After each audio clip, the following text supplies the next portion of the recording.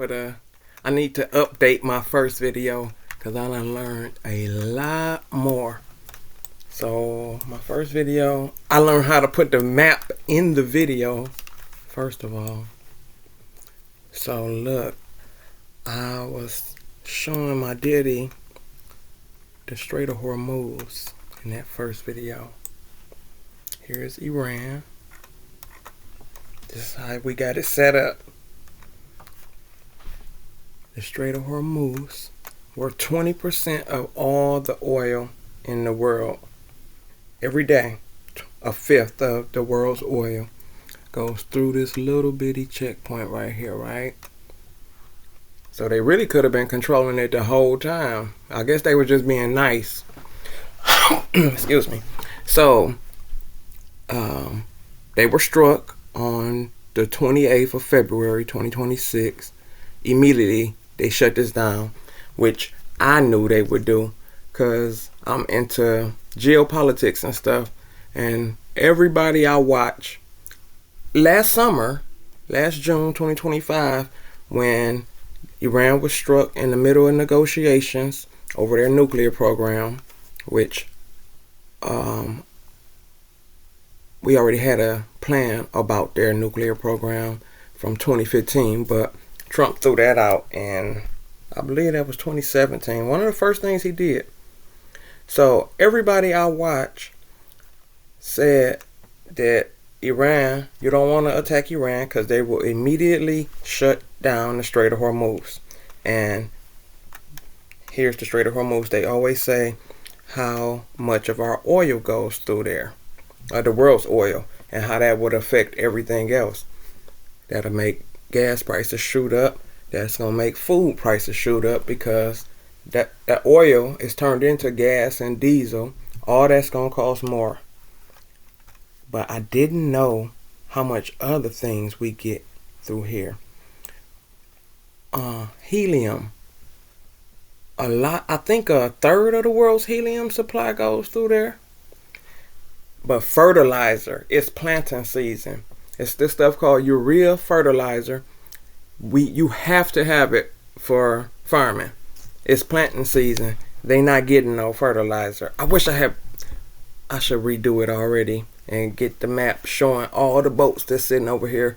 When this all started, it was a lot of vessels over in this area here already, like picking up stuff and getting ready to head back out here to take the goods to market.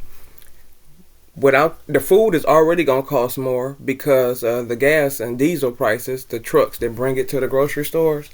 Now it's gonna cost even more than that. It's gonna be an outright shortage because they can't plant without the fertilizer. I don't know if they could just plant anyway and see what they get, but they need this fertilizer. A third of the world's fertilizer comes through here. Helium is used for computer chips. So I don't know what they do with the computer chips or why they need helium. I didn't know that helium was used for computer chips. I didn't know it was important for anything except NASA. I thought NASA was the world's leading consumer of fertilizer. I never knew how much helium goes through there. Okay, you can see I already asked that. A third goes through there. And what is it? For semiconductors, MRI machines. Now let's see who uses the most. I never knew. Who is the world? You can tell I asked it this already.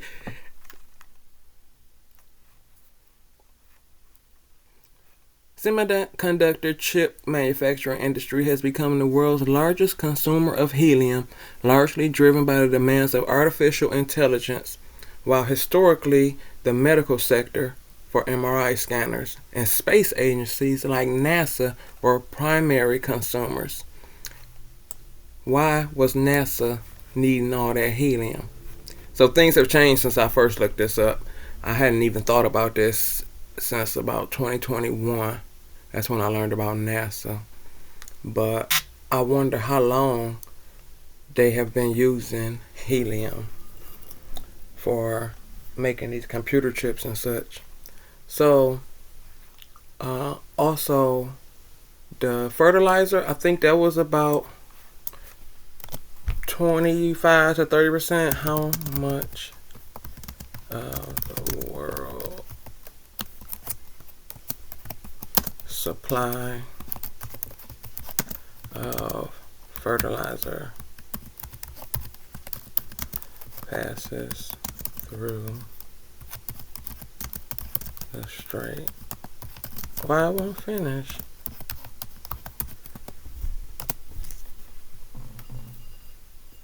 A third. So you can also get fertilizer from Russia and the United States, but it's a world market. So it's going to be a shortage of fertilizer, which means the price is going to go up. And then the amount of food produced is going to go down. That's going to make the prices of food even higher on top of the higher gas prices. Sulfur. Then a lot of let's see, let's just change out fertilizer for sulfur. Sulfur. How much of the world's sulfur goes through there? 50% passes through, and you need this for a whole bunch of things. One big thing they use it for is producing copper and nickel, and I do believe they use it for making fertilizer too. I think I read that.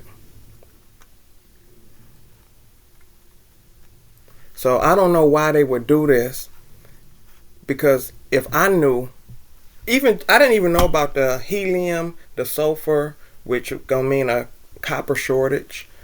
I didn't know anything about the fertilizer that passes through there, but I knew about the oil. I learned from people like Garland Nixon.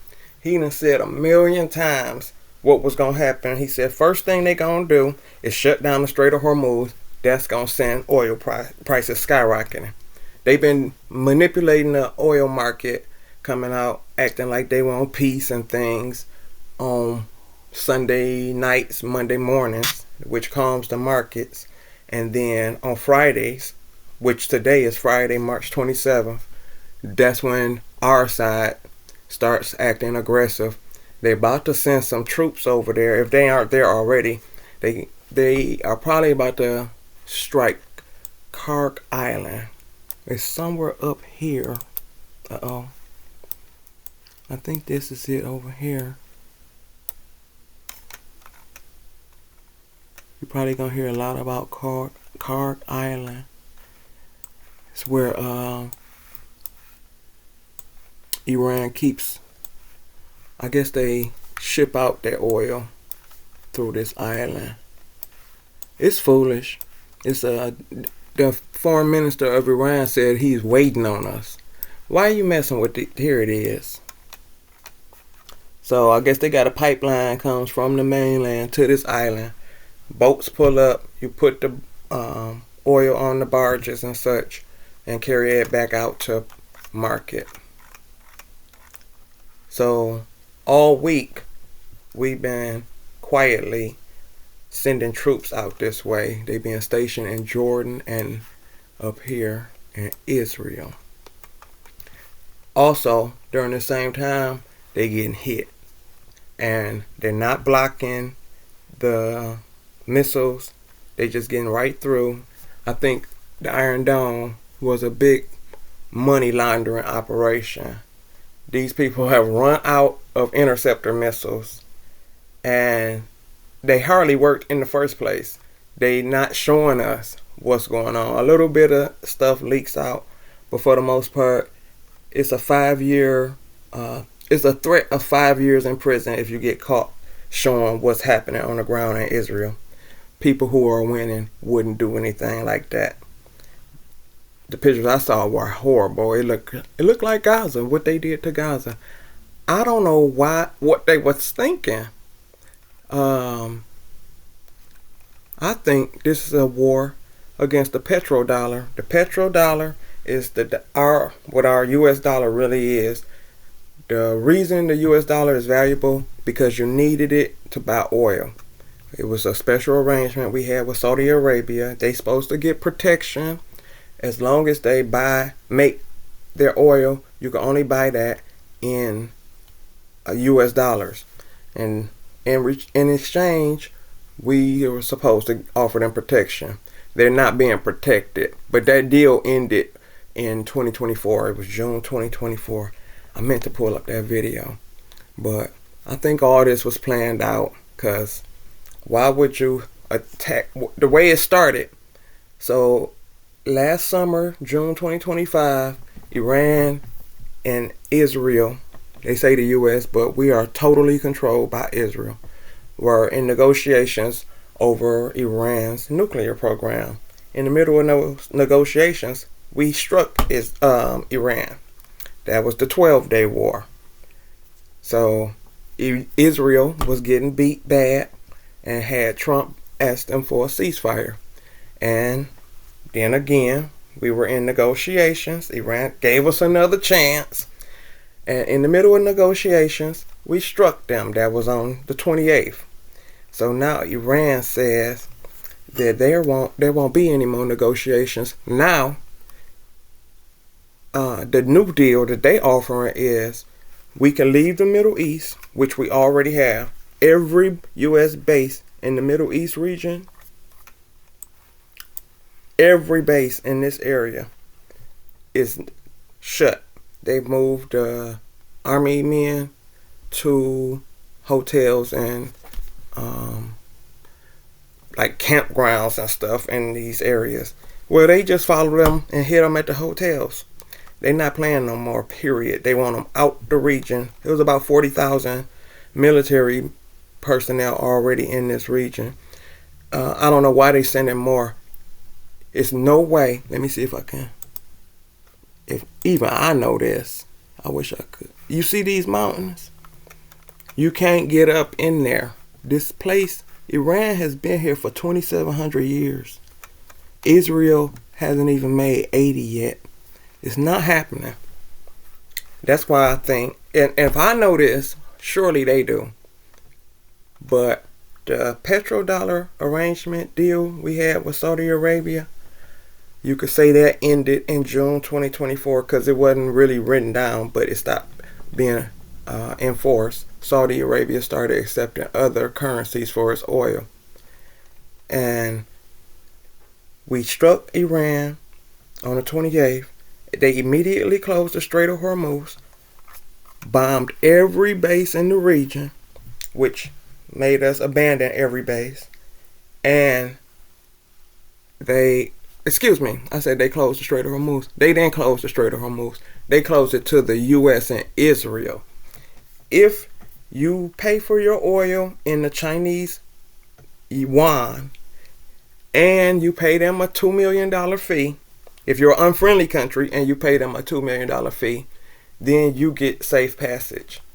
If you're a friendly nation, then and you pay in the Chinese yuan for your oil or your liquefied natural gas called LNG, or that's what Europe uses a lot of. So prices over there are skyrocketing. They had already doubled the first week of this. If you want to get your fertilizer, you got to pay for it in the Chinese yuan. That's why I think this is really about the petrodollar. Maybe Israel really controls our money. I don't think it's a coincidence that when the petrodollar ends, so does Israel. Things started falling apart for Israel right around the time that deal expired. And the only way you getting through here is if you pay for your wares or your goods in the Chinese yuan. So that's why I really think this is about the petrodollar. What if they wanted an excuse to explain why the U.S. dollar had no more value, because they're gonna have to tell people something. People work their whole lives for their 401ks and everything, and it's just about to be gone. So what if they had a great war to blame it on? It's probably that, because you had to know. They knew for sure what would happen. So I misspoke. They didn't immediately close the strait. They closed it to U.S. and Israel. And India is getting everything they want. China, they don't even have to pay the toll. They calling it the Tehran toll. Russia, of course, they get through. Any friendly nation can get right through. They just got to pay their fee, and they get through. Iran listed their new, let me see if I can find the terms. Iran terms.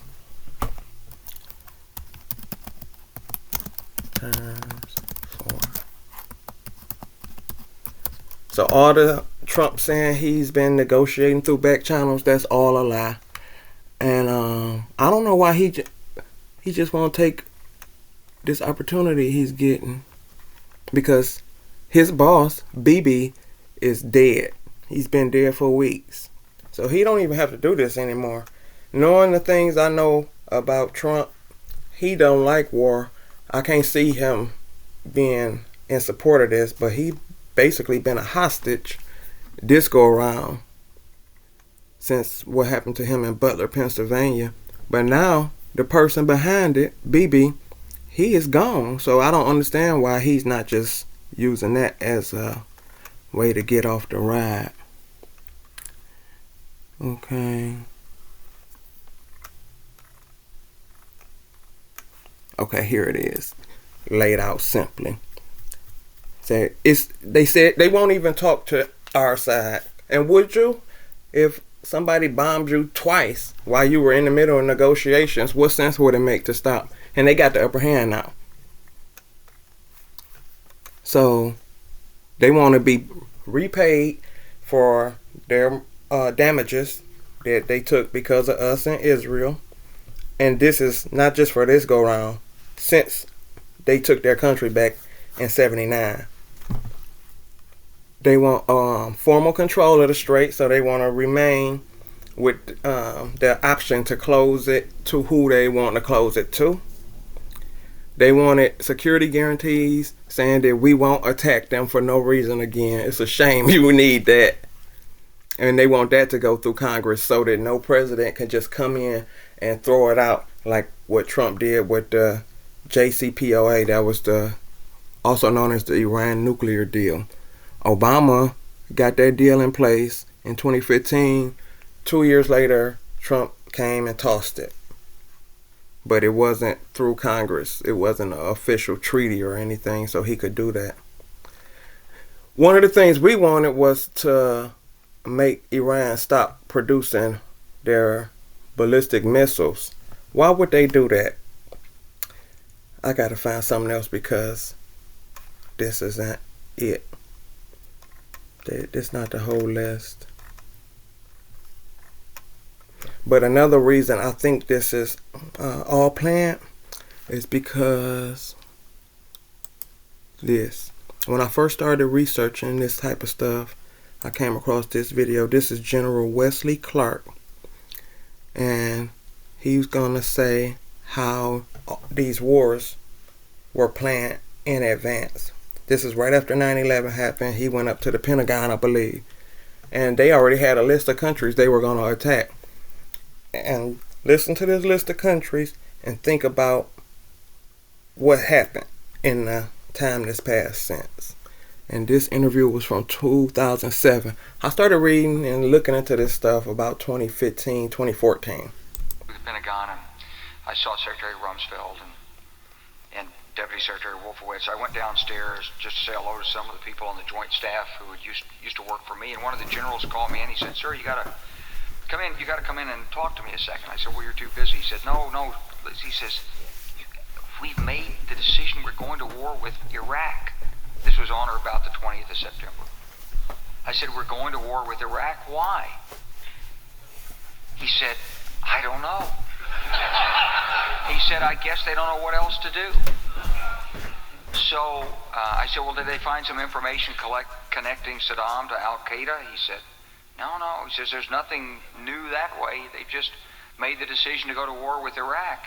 He said, I guess it's like we don't know what to do about terrorists, but we got a good military and we can take down governments. And he said, I guess if the only tool you have is a hammer, every problem has to look like a nail. So I came back to see him a few weeks later, and by that time we were bombing in Afghanistan. I said, are we still going to war with Iraq? And he said, oh, it's worse than that. He said, he reached over on his desk, he picked up a piece of paper, he said, I just got this down from upstairs, meaning the Secretary of Defense's office today, and he said, this is a memo that describes how we're going to take out 7 countries in 5 years, starting with Iraq and then Syria, Lebanon, Libya, Somalia, Sudan, and finishing off Iran. I said, is it classified? He said, yes, sir. I said, well, don't show it to me. And I saw him a year or so ago, and I said, you remember that? He said, sir, I didn't show you that memo. I didn't show it to you. I'm sorry, what did you say his name was? I'm not going to give you his name. So go through the countries again? Well, starting with Iraq, then Syria and Lebanon, then Libya, then Somalia and Sudan, and then back to Iran. Okay, we all heard that, right? Starting with Iraq, finishing up with Iran. It went down just like that. So they planned this stuff way in advance. Hold on. Okay, so I'm about to find out how. Okay, I learned how to get this map and stuff in the video, but I don't know how to stop it. I'm about to go research how to buy some more oil company stocks. That's what I've been doing. Because why wouldn't you? It's obvious where this is going. But I think it's all been planned out. And I bet you all Congress people, I wonder, that's one thing I'm going to look into. I'm going to see what the Congress people been investing in. I bet you they started investing in oil stocks. And I bet you they started before this started. Because I just can't believe this is a surprise. They knew this was coming, and they knew the consequences was going to be the end of the US dollar. So I'll be back.